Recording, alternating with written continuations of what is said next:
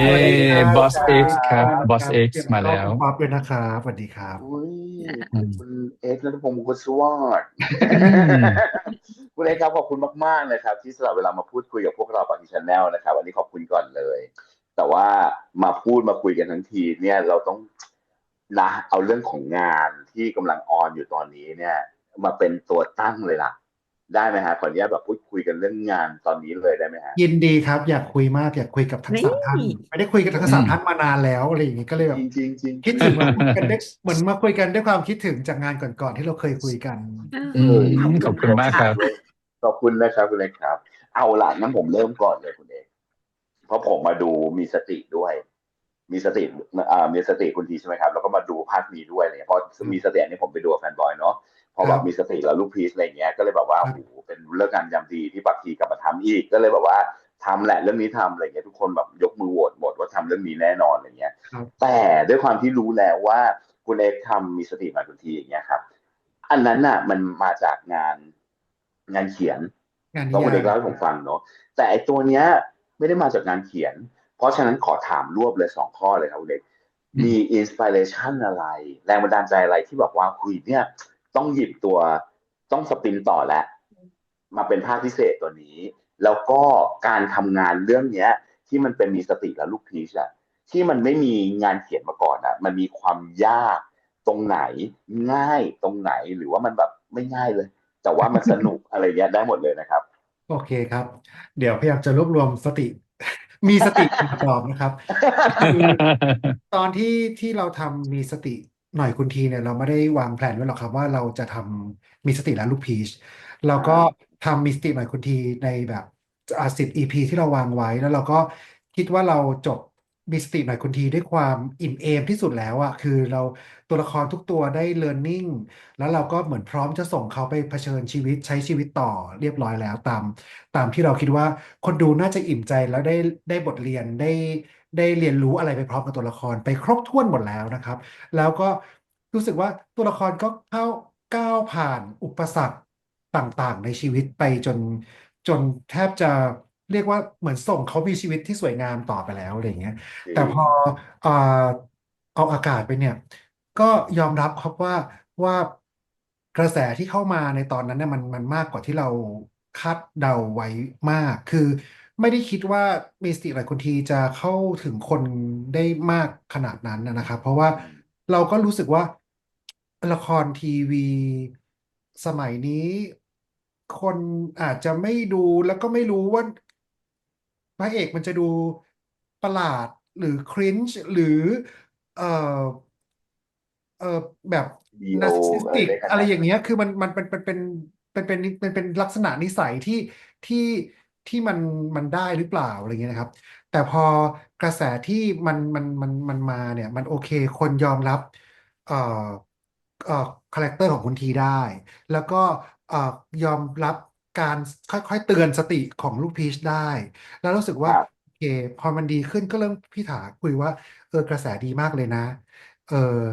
ทำตอนพิเศษสั้นๆสักตอน2 ตอนไหมอะไรอย่างเงี้ยเพื่อแบบเหมือนได้บายบายคนด้วยความแฮปปี้คราวอ่านี้อืมฮะอ่าฮะก็มาคุยกันว่าโอเคไอตอนพิเศษ EP 2 EP เนี่ยมันเหมือนแบบเราก็แบบคุยกับน้องก็คือปอนและภูวินครับแต่ปอนภูวินอะสีไปเลยไหม คืออีกสตัองไม่พอวเลขสี่เงี้ยเนี่ยมันก็มาจากการที่ผมพูดคุยกับปอนอ่ภู าอืมเพราะว่าคือจริงๆเรารู้ว่าหลังจากที่ปิดกล้องแล้วเนี่ยคิวงานน้องเราก็ไม่ได้จองคิวน้องเผื่อไว้เพราะเราก็จบที่การถ่ายทำเสร็จใช่ไหมครับครับมีคิวงานต่อเนื่องกันไปอีกยาวนานอะไรเงี้ยให้ยคิวงานมันพอจะเป็นไปได้กับ4 EP ไหมอะไรอย่างเงี้ยแต่ก็คิดว่าเหมือนกันว่าพี่หาก็บอกเหมือนกันว่าจริงๆแล้วถ้า4 EP เนี่ยก็ทำให้เราได้เล่าเรื่องได้อย่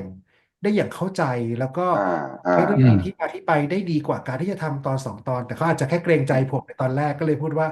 ทำเป็นกี่ตอนก็ได้ไปประเมินดูว่าทำได้แค่ไหนก็เขาเขากลัวเหนื่อยไม่ได้บังคับกลัวเหนื่อยสัก1 2ใช่ก็พอคือพี่อย่างเงี้ยถามไม่ได้บังคับมาเลยว่าเป็นกี่ตอนอ่แต่ว่าาลองให้ไอเดียว่าทำได้นะถ้าอยากทำเลยคือเขาก็แบบว่าถ้าเรามีเรื่องจะเล่ามี energy need to อ่าอ่า express อีกอ่ะก็เปิดโอกาสนะจะกี่ EP ก็แล้วแต่เอ็กจะอ่าคุยกับทีมแล้วก็มาบอกพี่เลยอะไรอย่างเงี้ยก็ ก็เลยเริ่มคุยทีมที่คุยคนแรกก็คือทีมปอนและทีมภูวินแล้วก็อืมคุยกับทีมทีมคนทีมเขียนทีมหลักบทต่อคราวนี้เราคิดว่า4 EPเนี่ยมันแบบมัน1 เดือนนะมันพอให้แบบถ้าคนคิดถึงก็น่าจะนานพอที่ทำให้คนค่อยๆรื้อฟื้นความทรงจำแล้วก็ค่อยๆเติบโตกับเรื่องอะไรอย่างเงี้ยคราวนี้อ่าฮะความยากมันก็คือพอมาบอกว่าจะมีภาคพิเศษเป็นสปินออฟหรือแบบอืมเป็นภาคต่อของเรื่องเนี้ยคือครับเนื่องจากว่ามิสติภาคแรกมันมีความทรงจำมากมายอะครับมันมีเออประโยคเด็ดมันมีภาพเออเออเออเด็ดเออซีนนั้นฉากนี้อะไรอย่างเงี้ยแล้วพอบอกจะมีภาพว่ามีภาคต่อเนี่ยคนก็จะต้องมีคิดแล้วว่ามันควรจะมีซีนไหนบ้างมีอะไรบ้างมีอะไรบ้าง ซึ่งแน่นอนว่าคำตอบของแต่ละคนมันจะไม่เหมือนกันนะครับ คือคนที่ดู10 คนก็จะอยากดูภาคต่อที่ไม่เหมือนกันหรอก เพราะว่าเขาก็อาจจะดีเทคความรู้สึกหรือความทรงจำกับเรื่องนั้นนะไม่เหมือนกันบางคนอาจจะชอบเส้นเรื่องความโรแมนติกบางคนอาจจะชอบเส้นเรื่องความตลกบางคนอาจจะชอบความเออรักบางคนอาจจะชอบโมเมนต์ของคู่นั้นคู่นี้อะไรอย่างเงี้ยเพราะฉะนั้นมันก็ยากที่เราจะมัน มันมันจะต้องหาความสดใหม่ในความรู้จักแล้วของคนขอ่าองอ่าเออความคุ้นเคยกับความสดใหม่เพราะว่ามันเป็นไปได้มากๆเลยที่คนจะรู้สึกว่าฮะกลับมาไม่เห็นมีอะไรใหม่เลยกับอืมอ้าวใหม่จังกูอยากดูแบบที่มันเหมือนกันเนี่ยเออเอออะไรอย่างเงี้ยเอออืมแต่ว่าอืมอันนี้มันหายไปไหนเราจะนะอย่างเงี้ยมันหายไปไหนอะความนี้มันไม่มีอะไรอย่างเงี้ย คาดหวังว่าจะได้ซ้ำของเดิมอะไรอย่างใช่เงี้ยอืมบางเอคนคาดอหวังไม่ได้ซ้ำของเดิมบางคนคาดหวังว่าจะเห็นความสิ่งใหม่อะไรอย่างเงี้ยเออฮะเพราะฉะนั้นเนี่ยถ้าเราทำงานอยู่บนความคาดหวังเนี่ยมันก็จะแบบเราจะไปไหนไม่ถูกอะครับอืมก็เลยคิดว่าโอเคผมคุยกับทีมเขียนบทโดยที่ผมได้ชื่อเรื่องก่อน อืก็คือมีสอืติมแล้วพลีสเพราะพี่รู้สึกว่าแบบตัวละครน่ะมันคงภูมิใจมากถ้ามันจะถูกมองว่าเป็นคนที่มีสติแล้วในสายตาลูกพีชในสายตาคนอื่นคนรักคนอื่นน่ะจะมองว่าฉันเป็นคนบ้าบอคอแตกยังไงไม่สนใจไม่สำคัญแต่ฉันอยากให้คนที่ฉันรักมองว่าสิ่งที่เธอพร่ำบอกกับฉันน่ะใช่เรียนเรู้ออนะเอฉันพอืมยายามปรับอยู่ ฉันรู้ว่าบางทีอะฉันไม่มีสติหรอกแต่ฉันก็อยากจะโชว์ให้เธอรู้ว่าฉันได้พยายามที่จะเป็นคนจะมีสติ มีสติแล้วอะไรเงี้ย ใช่แล้วก็ได้บอกชื่อเรื่องนี้กับปอนภูวินเป็น2 คนแรกๆด้วยซ้ำว่าเออเออก็มีสติแล้วลูกพีชแล้วก็เล่าเรื่องในมุมมองของของคุณทีเพราะชื่อเรื่องครับมีเสียงคุณทีเนี่ยมันเป็นเสียงของลูกพีชเนาะแต่อืมเป็นเสียงของคุณทีที่จะบอกว่ามีสติแล้วลูกพีช อ่าฮะ เขาบอกว่างั้นอีพีต้นๆเดี๋ยวต้องมีการพูดว่ามีสติและลูกพิชบ่อยๆเลยนะนี่เป็นไอเดียของผมเออ อืม แล้วก็เอาละเอาละแล้วก็ คนเขียนบทมาละ ก็ก็ก็เริ่มจะโชว์เรื่องนี้กันคราวนี้ก็เลยคิดว่าโอ้โหถ้าเหมือนกับละครทุกเรื่องเนาะคือเราพยายามจะบอกว่าการแต่งงานหรือว่าการรักอย่างสมหวังเนี่ยมันไม่ใช่จุดจบของชีวิตแต่มันอืก็เป็นมจุดจบในละครแบบละครหลังอ่าข่าวเพื่อละจบได้ครหลังอืมข่าวได้ตัดครองรักสินได้กันตราบนานเท่านานอะไรอย่างเงี้ยก็เลยรู้สึกว่าเออถ้าคุณดีจะ จะหลังแต่งงานกับคุณเดียมันน่าสนุกไม่น้อยเลยนะที่เราจะเห็นว่าเขาจะไปยังไงต่อแต่ว่าเป็นความตั้งใจตั้งแต่แรกว่าเราจะไม่สร้างความบาดหมางหรือความทะเลาะกันด้วยความเอ่อขุ่นเคืองระหอืว่างอืมอีกเพื่อให้มี4 ตอนนี้ได้อะไรอย่างเงี้ยผมอืมรู้สึกว่า อืมอืมผมไม่สามารถทำลายเรื่องราวการเรียนรู้ของเขา10 EPก่อนหน้าอ่านี้อะไรอย่างเงี้ยครับก็เลยคิดว่ามันต้องมีอะไรบางอย่างที่มันไม่ลงตัวและผมอยากให้เห็นว่าใน EP ในในภาคหลังเนี่ยมันมีการถ่ายเทพลังงานอือะไรบางอมย่างของ2 ตัวละครนี้ตัวละครอืมนี้ต้องเติมอะไรบางอย่างในตัวละครหนึ่งคือต่างอืคนต่างเติมมกันอย่างเงี้ยก็เลยคิดใช่ว่าใช่อยากจะเห็นตัวละคร ได้ได้เห็นผลลัพธ์ของการเติมซึ่งกันและกันในตลอด3-4 เดือนที่หายไปว่าอืมอืเขามเติมอะไรกันมาบ้างซึ่งถ้าจะเห็นชัดที่สุดในอีพีที่ 1คือการพยายามโชว์อัพว่ามีสติหรือว่าถ้าเป็นของพีชเนี่ยพีชซึ่งเขากล้าที่จะแสดงความรัก รู้สึกเขามาอืกขึ้นมเขากล้าที่จะพูดว่าเขากล้าที่จะยอมรับว่าเขารู้สึกดีที่เขามีคุณทีอยู่ในชีวิต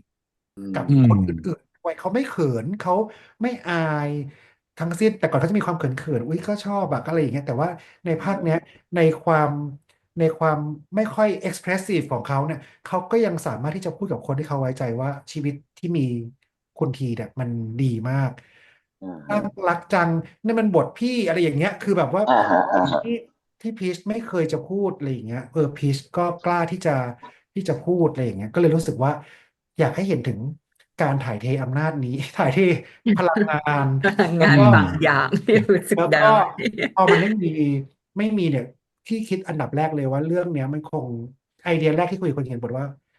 หลังจากแต่งงานน่ะคุณทีจะไปไหนมาบ้างนะจะอืพาไปมอืมอืมฮันนีมูนที่ไหนมาบ้างนะใจเนี่ยคิดเลยว่าโลกเลยสงสัยว่าไป เอ่อนิวยอร์กแล้วไปถ้าเจอเทพีเสรีภาพอะแบบว่า Statue of Liberty ก็จะเป็น เออเออเออ Statue of Liberty อะไรอย่างเงี้ยลิเบอร์ทีเอออ่ะ อืมจะเปลี่ยนชื่อจาก Times Square ก็จะเป็น T Square ทีอะไรอย่างเงี้ยสแควร์อืมจังหวะเดียวกันนั้นเรารู้ว่าน้องสองคนกำลังจะไปนิวยอร์กเนี่ยเนี่ยอืมมันต้องอย่างเงี้ยมันต้องอย่างเงี้ยคุณเอ๋อินเสิร์ตเอ้ยมันภาพสชัดเจนุก นเลยต้องก็มาถามเลยเอว่าอไปไหนบ้าง อืม ไทม์สแควร์ได้ไปไหมอ่าเทพีเสรีภาพได้ไปไหมก็รู้ว่าโอเอเคอแน่นมากเขาคงไม่ได้ไปเทพีเสรีภาพมันต้องนั่งเรือไปอาจเอจะเดินอในเมืองหรือว่าเนี่ยตรงนิวยอร์กตรงไทม์สแควร์ได้ก็เลยคุยกับภูวินกับปอนซึ่งถ้าจำไม่ผิดผมจะคุยกับปอนกับภูวินในวันที่เปิดตัวที่ปอนเขาเป็นไปพากย์หนังภาคการ์ตูอ่าฮะนเรื่องอ่าอืมฮะอะไรอย่างเงี้ยแล้วก็อ่าฮะในวันนั้นน่ะก็เจอทั้งสามคนแบบ ต้องไปถ่ายด้วยนะที่เจอขอถ่ายแล้วทุกสองคนอ่ะมันสนุกกับไอเดียนี้ซะณเวลานั้นอ่ะบทเป็นยังไม่ไฟนอลเลยทั้งสี่ เอาเลย EP ฮะเออฮะแต่บอกว่าไม่รู้ละยังไงก็ต้องมีซีนนี้ก็เลยเขียนซีนนี้ขึ้นมาก่อนแล้วก็บรีฟอันนี้แล้วก็ตอนนั้นนะยังเรียกได้ว่า EP หนึ่งเองก็ยังไม่ไฟนอลไลซ์เหมือนกันเลยนะครับก็ก็ได้ได้ได้ซีนนี้หนึ่งซีนแล้วก็บรีฟกันว่ามันจะเป็นยังไงนะบรีฟตากล้องทำสตอรี่บอร์ด แล้วก็เอาคุยกับช่างภาพที่เขาไปด้วยอยู่แล้วอะไรอย่างเงี้ยครับแต่สุดท้ายก็ไม่ใช่ช่างภาพถ่ายนะครับเป็นน้องน้องในทีมเนี่ยน้องอืมน้องนัทไลแคนน้องฮงไอ้ยน้องนัทไลอ๋แคนอไลแคนแล้วก็อืมมีทีมงานอีกคนหนึ่งที่ไม่ใช่ช่างภาพเขาถ่ายให้สามกล้องด้วยกล้องมือถืออะไรอย่างเงี้ยอือุ้ยมเอออืมเพราะว่าช่างภาพนั้นเขาก็ติดภารกิจที่ทำให้แบบออกจากตรงนั้นไม่ได้ก็เลยต้องอ่แต่ว่าาภูวินอ่ะเขาสู้มากว่าไงเขาต้องมีซีนนี้เขาก็เลยชวนกันกับคนที่ว่างๆอยู่ก็คืออ๋อไปเดินเล่นกันไหมเอ้ยกันช่วยฝากถ่ายด้วยอะไรอย่างเงี้ยก็เลยได้อืมซีนแล้วก็กลับมาที่ตัวบท สนุกสนุกเอก็เเลยออคุยกันเรื่องว่าคือจริงแล้วมีสติหน่อยคนทีเนี่ยเขามีนิยายที่ที่ที่ต่อมาที่จะเป็นจริงเป็นพรีเควลครับมันคือเรื่องใจเย็นหน่อยคุณโรมซึ่งมันเป็นเรื่องที่เกิดก่อนมิสติหน่อยคนทีแต่อืมาออกเล่มอืมนี้ออกมาทีหลังเราก็เลยคิดว่าเราคงใช้ไม่ได้100%แน่ๆเพราะว่าเรื่องมันเกิดขึ้นก่อนจักรวาลมิสติหน่อยคนทีด้วยซ้ำอะไรอย่างเงี้ยอืมก็คิดว่าแต่เราก็อ่านเพื่อจะเห็นบอนและคาแรคเตอร์ของตัว โรมกับโมกชัดเจอืมนขึ้นเพื่อเอามาใช้ในการสร้างคาแรคเตอร์ในภาคนี้ได้อืมแล้วก็อืมจริงๆเขามีเล่มพิเศษของเขาอยู่เหมือนกันครับเป็นเล่มเหมือนเล่มพิเศษที่เหมือนไปเที่ยวกันไปทริปกันสักทริปหนึ่งเนี่ยก็อ่านมาเพื่อแบบว่าได้เห็นเอ่อเราจะได้ประกอบคาแรคเตอร์นี้ให้มันเป็นคาแรคเตอร์ที่ถูกต้องที่สุดอืมในสิ่งที่เขามีอยู่แล้วให้มากที่สุดอย่างเงี้ย ตอนต้นก็เลยใช้ว่าแบบเราสร้างจากตัวละครของคุณลวิลาอะไรอย่างเงี้ยก็คือเครดิตก็คือมาจากเขาคือเราอาจจะไม่ได้สร้างจากนิยายก็ตามแต่ในเครดิตเราก็ต้องให้ว่าเราสร้างจากตัวละครโดยคุณลวิลาอะไรอย่างเงี้ยซึ่งก็เลยได้สิ่งนี้มาแล้วก็ แล้วก็เวิร์กกันว่าจะเกิดอะไรขึ้นบ้างสิ่งที่คนดูน่าจะสงสัยและอยากรู้ต่อเอ๊ะเราทิ้งไว้ว่าจะมีการสร้างมีสติหน่อยคุณทีเป็นเรื่องราวของเขาเองมุกที่จบไว้นี่ใน EP ที่10 แล้วมันต้องไม่ใช่แค่มุกที่เราเอาเพื่อให้มันจบให้มันดูตลกดีมันต้องถูกเล่าต่อว่ามันจะเป็นจริงหรือเปล่าอือะไรอย่างเงี้ยมทุกอย่างก็เลยถูกเก็บมาใช้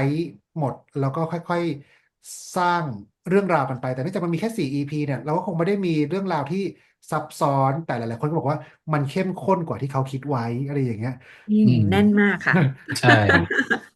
คือเขาว่าแบบเรารู้สึกว่าเราก็ไม่อยากแน่ๆเลยเราไม่อยากให้แบบมานั่งเล่นมุกกันไปทีละซีนแล้วก็จบไปเล่นมุกจีบกันแล้วก็จบไปเล่นมุกจบไปมันไม่น่าจะใช่ความประทับใจที่ดีอ่ะแล้วผมไม่อยากให้ความประทับใจอันนั้นมันมาทับอืความประทับมใจเดิมที่ผมทำไปแล้วตอนมีสติหน่อยคุณอืที มเราก็ต้องทำให้สิ่งนี้มันเล่าเรื่อง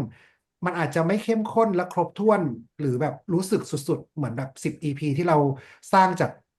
ความความที่คนดูไม่มี expectation อะไรเลยได้แต่ว่าผมรู้สึกว่าอย่างน้อยเขาต้องไม่รู้สึกเสียดายหรือเสียเวลาถ้ามาดูอีกทีหนึ่งไม่น่าทำเลยอะไรอย่างเงี้ยไม่อยากให้มีความรู้สึกแบบนั้นแต่จะเป็นความรู้สึกว่าไม่เห็นเหมือนไม่เหมือนเลยไม่เป็นไรแต่ต้องรู้สึกว่า ก็รู้สึกไปอีกแบบรู้สึกดีไปอีกแบบนะอะไรอย่างเงี้ยผม อื expect อะไรมแบบนั้นมากกว่าก็เลยค่อยๆทำบทมาครับอืมฟังเพลินเดี๋ยวมากเลยจนไม่อยากจะถามต่อคุณเอกพูดไปเรื่อยๆได้ไหม เออเอองใช่งจริงมากคุณเอกบอกเว่าสรุปแล้วคือแบบว่าออเดี่ยวไมโครโฟนเงี้ยเใช่ออเดี๋ยวไมโครโฟนไปเลยอะไรอเอย่างเงี้ยอดูเอแล้วอมันดูเหมือนแบบว่าพอมันมันเหมือนทุกอย่างมันเข้าเส้นแล้วเนอะคุณเอกเนาะมันก็เลยครับถ่ายทอดออกมาโดยที่แบบว่าต่อให้มีหนังสือหรือไม่มีหนังสือมันไม่ได้ดูเป็นอุปสรรคอะไรเลยนะเพก็ราะมันเหมือนแบบมันอินจัดอะคุณเอกคือเราก็คิดว่าเรารู้จักตัวละคร6-7 ตัวเนี้ยดีพอสมควรอืแต่อาจจะอืไม่ได้มเหมือนกับเวอร์ชันในตัวในนิยาย100%เพราะอ่าฮะอ่าฮะตอนครับนี้ครับมีการดัดแปลงและบิดมาด้วยการแสดงด้วยการตีความของผมด้วยการตีความของนักแสดงมันก็จะเปลี่ยนไปบ้างแต่ผมว่าในสิ่งที่คนดูภาคแรกรู้จักเนี่ยคิดว่าน่าจะแบบเราน่าจะกำตัวละครอยู่ประมาณหนึ่ง อือืมไปคุยกับน้องลาวิลาที่เป็นนักเขียนนะครับว่าพี่สนใจจะทำอันนี้นะแต่ไม่ได้สร้างจากนิยายของน้องเลยอะไรอย่างเงี้ยน้องอนุญาตไหมตอนที่เริ่มจะมทำเนี่ยน้องเขาบอกว่าถ้าเป็นพี่คำตอบเขาก็ดูแบบให้เกียรติพี่มากเหมือนกันเขาบอกว่าถ้าเป็นพี่เอกทำได้เลยค่ะหนูพี่เอกจะทำแบบไหนอืทำได้มเชื่อใจพี่เอกอะไรอย่างเงี้ยก็เลยรู้สึกอืมโอเคยิ่งเขาให้เกียรติเรามากๆเราก็ยิ่งคกดดันอนเซิร์นยิ่งแบบว่าอืเอ้ยมเราต้องไม่ต้องไม่ทำร้ายตัวละครของเขานะอะไรอย่างอืเงี้ยครับอืมมค่ะอืมอืมเห็นแรงบันดาลใจเห็นอะไรหลายๆอย่างที่มีภาคต่อมาละครับแล้วก็อย่างที่คุณเอกว่าไม่ได้คาดคิดว่ามีสติหน่อยคุณทีออกไปแล้วแรงตอบรับมันจะแรงขนาดนี้ด้วยความที่คาแรคเตอร์ของตัวละครเนอะมันแบบ ครับอืมเออก็เลยอยากทราบว่าตั้งแต่ตอนแรกเลยย้อนไปตั้งแต่มีสติแล้วคุณทีก็ได้จนมาถึงภาคต่อเนี่ยค่ะพอคิดว่าจะทำเรื่องนี้ปุ๊บอะเซตอาร์ตทุกอย่างไว้ในหัวว่าสไตล์มันมาแบบนี้เลยไหมมูดแอนโทนมันแบบนี้ไหมเดเรคชั่นแบบนี้ไหมแบบมันมายังไงไปไงแล้วมันมาจบแบบที่เราได้เห็นเนี่ยกันค่ะคือจริงๆแล้วอ่ะคือตั้งแต่อันแรกเนี่ยตอนที่เราทำมีสติหน่อยคุณทีเนี่ยภาพแรกเลยคือผมซีเรียสกับ Art Direction มากๆเพราะว่าหนึ่งมันไม่ได้มีไว้เพื่อความสวยงามหรือเอสเตติกทางสบายตาอย่างเดียว แต่ว่ามันมีไว้เพื่อบอกฐานะและเล่าเรื่องความแตกต่างของ2 ตัวละครอย่างชัดเจนบ้านคุณทีต้องให้ความรู้สึกที่ไม่เหมือนกับสิ่งที่พีชเจอมันต้องไม่เหมือนกันเลยอ่ะแสงสีต้นไม้อะไรอย่างเงี้ยต้นไม้เหมือนกันก็จะไม่เหมือนกันอย่างเงี้ยต้นไม้ของบ้านคุณทีจะต้องมีความเหมือนต้นไม้ฝรั่งเศสอ่ะที่จะมีอืมความเป็นริ้ล็วเป็นริ้วอกๆเป็นลอืมายๆ มีการไม่ธรรมชาติทุกอย่างต้องตัดเป็นบล็อกแล้วก็มีอืมอะไรอย่างเงี้ยเป็นกรอบเป็นเหลี่ยมเป็นเป็นอย่างเงี้ยใช่อืมแต่ว่าของของพีชเนี่ยมันจะเป็นต้นไม้ที่เกิดขึ้นปลูกมะม่วงหญ้าง่ายๆปลูกแบบไทยๆอะไรอย่างเงี้ยคือไม่ได้คือแบบแสงก็ของบ้านของคุณทีจะแสงที่ฮาร์ดแสงมันจะแข็งเห็นเส้นขอบชัดอืๆเลยว่าเป็นแสมงของเห็นเงาอะว่าเป็นคือมันมีตีบมาแบบเนี้ยอะไรอย่างเงี้ยแต่ แสงเงาชัดใช่มาเป็นลแต่ว่าแสงบ้านพีชเนี่ยจะเป็นแสงฟุ้งๆแสงที่อยู่หลังม่านของพีชจะต้องเป็นแสงที่แบบมันมันเบลอๆอ่ะมันจะรู้สึกสบายมันจะรู้สึกว่าแบบอยู่แล้วแบบสบายตากว่าำซับซ้อคอนทราสนต์กับความสบายอย่างเงี้ยมันจะต้องให้ความรู้สึกที่ไม่เหมือนกันและภาคที่แล้วอะเนื่องจากว่าเราต้องการให้เห็นความ ความสู้กันเนอะของคนสองแบบคนหนึ่งที่มีสติกับไม่มีสติคนที่จนและรวยความแตกต่างกันขั้นสุดเนี่ยครับเราก็เลยเลือกใช้สีน้ำเงินกับน้ำสีแดงในการเล่าอืเรื่องมก็คือสีที่ร้อนที่สุดกับสีที่เย็นที่สุดไม่ได้ว่าจะเอาน้ำเงินกับแดงเป็นนักมวยมาต่อยนักนะฮะแต่ว่ามวยแต่ว่ามันคือรู้สึกว่าสีที่รู้สึกเย็นที่สุดในนิยายเนี่ยบอกไว้ว่าตัวลูกพีชเนี่ยใส่แต่เสื้อสีขาวดำเทาแล้วก็อาจจะมียีนบ้างอะไรเงี้ย ผมก็เลยคิดว่าโอเคสีฟ้าเนี่ยจะเป็นสีเดียวที่อนุญาตให้อยู่บนตัวลูกพีชได้ได้น่าจะเป็นอืขาวมเทาแต่ในมิสติกและลูกพีชเนี่ยลูกพีชใส่เสื้อมีสีทุกเกือบทุกซีนเลยน้ออืมยมากที่สีขาวเฉยๆจะมีสีอืมเขียวสีพีชสีน้ำตาลอะไรเงี้ยติดตัวตลอดมันคือเขาก็ได้เปลี่ยนไปแล้วนี่คือสีที่ถ่ายเทกันต่อมาก็คือเอ่อ โชคดีว่าเราได้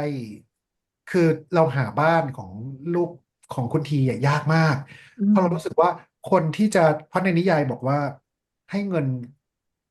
ในบทนะบอกว่าให้เงินคน10 ล้านง่ายๆเนี่ยแปลว่าเขาต้องมีในตัวเท่าไหร่หรอเขาถึงให้คน10 ล้านเลยซึ่งเอ่อ ก็เลยรู้สึกว่าเขาคงแบบเราต้องรวยมากๆไปเลยอ่ะหรือคือแบบโอเคเราตัดปัญหาเรื่องว่าเขาอาจจะโดนตรวจสอบว่าเขาเป็นรวยอะไรนะแต่ว่าหรือว่าเขาต้องรวยเบอร์ไหนอะเขาต้องอยู่บ้านแบบไหนอะไรอย่างเงี้ยก็เลยเริ่มหาโลเคชันแล้วก็ไม่รู้สึกว่าที่ไหนมันรวยสมฐานะคุณทีอืมหนึ่งอะไรเลยครับเราดูหลายที่มากแล้วเราก็ไปที่อยู่ที่ทั้งในกรุงเทพต่างจังหวัด คนทีเป็นทำน้ำหอมอาร์เซนี่มันต้องเป็นคนมีเทสอะมันต้องเป็นคนแบบว่ามันต้องเป็นคนมีเทสที่ที่แบบทันสมัยขึ้นมานิดนึงอะไรอย่างเงี้ยอืมก็เลยพอดีว่าเจอบ้านโรงแรมอ่าเมซงมิสทีกันนะครับที่อยู่ที่เขาใหญ่ก็เลยว่าอุ๊ยแต่เราจะต้องเดินทางไปเลยนะแต่ก็ตอนนั้นก็เริ่มคุยกันแล้วก็กลายเป็นโลเคชั่นบ้านคุณทีก็เตะตาเป็นภาพจำคนมาตั้งแต่ตอนนั้น แล้วก็ส่วนในภาคนี้เนี่ยเรารู้สึกว่าการต่อสู้มันไม่ได้ไม่ได้ชัดขึ้นแล้วน้ำเงินกับแดงอาจจะไม่ได้เป็นสีที่ไม่ใช่ significant color ขนาดนั้นละอืมผมก็เลยรู้สึกว่าโอเคคุณทีเนี่ยเขามีความเป็นหนุ่มกรีนแฟลกมากขึ้น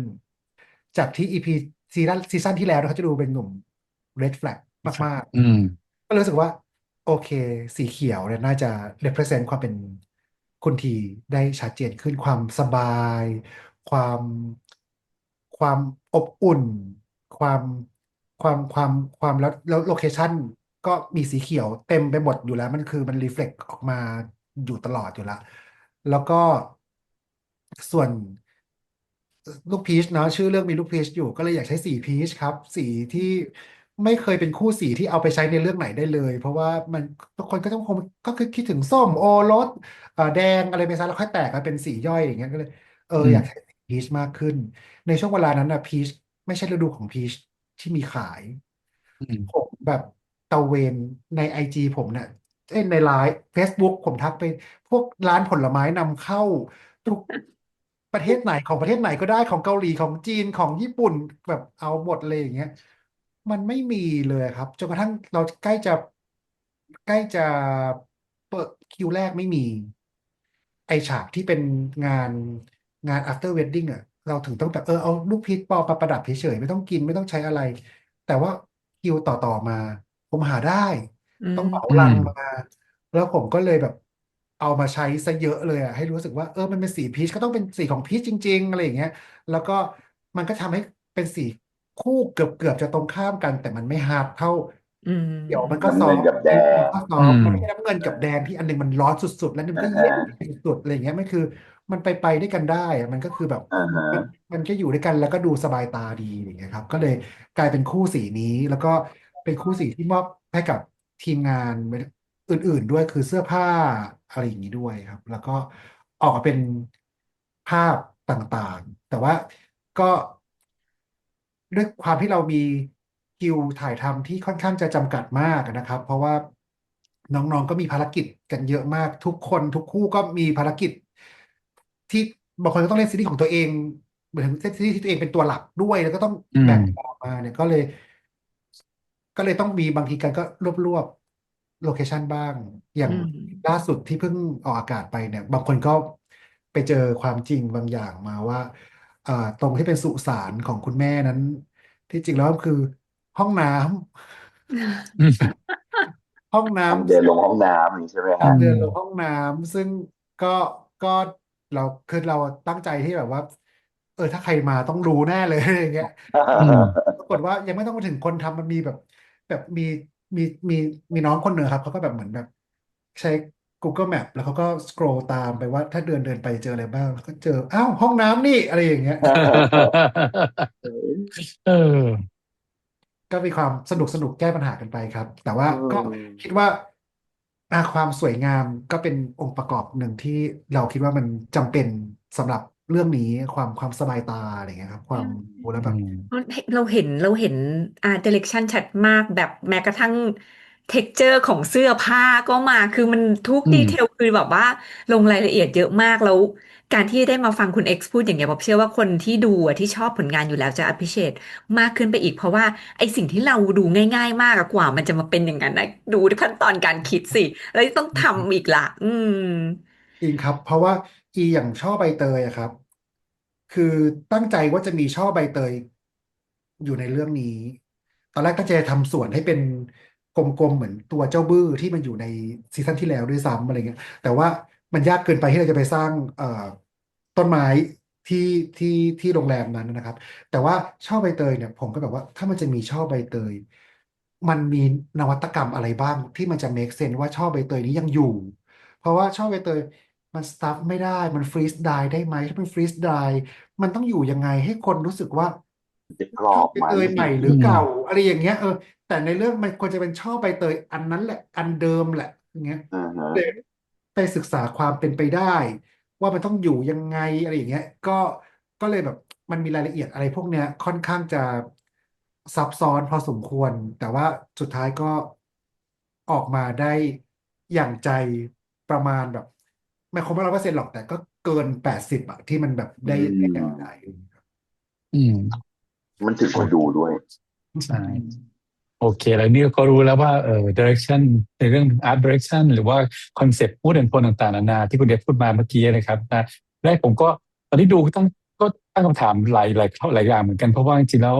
เคยโดนพูดว่าซีรีส์ไทยเป็นซีรีส์ที่ไม่ได้เตรียมพร้อมรับความสำเร็จเพราะฉะนั้นเนี่ยเรื่องของการทำสปินออฟทำภาคสองเนี่ยส่วนใหญ่เรามักจะแปลกแต่ว่าได้เห็นว่าภาคต่อของคุณเนี่ยภาคต่อของคุณเอกเนี่ย โอ้โหลบคำตรงนี้เลยว่าที่เขาเคยพูดว่ามันจะต้องแบบว่าไปไม่รอดนะมันไปรอดจริงๆเพราะฉะนั้นเนี่ยเพราะว่าคุณเอ็กซ์มีแมสเซจแล้วก็เลยอยากรู้ว่าแมสเซจของคุณเอ็กซ์เนี่ยในการสร้าง4 คู่เนี่ยครับเพราะว่าในแม้ว่าโอเคตัวละครหลักแน่นอนคือปอนกับภูวินใช่ไหมครับแต่ว่าจริงๆก็มีตัวละครเป็นคู่รองแล้วก็อีพีล่าสุดเองก็คู่ยูริก็มาแรงด้วยอะไรอย่างเงี้ยเพราะฉะนั้นคุณเอ็กซ์มีแมสเซจอะไรในนะที่เป็นดีเรคเตอร์แมสเซจเนี่ยของแต่ละคู่บ้างมีอะไรที่อยากจะให้กับคนดูบ้างไหมครับตรงนี้ครับ คือ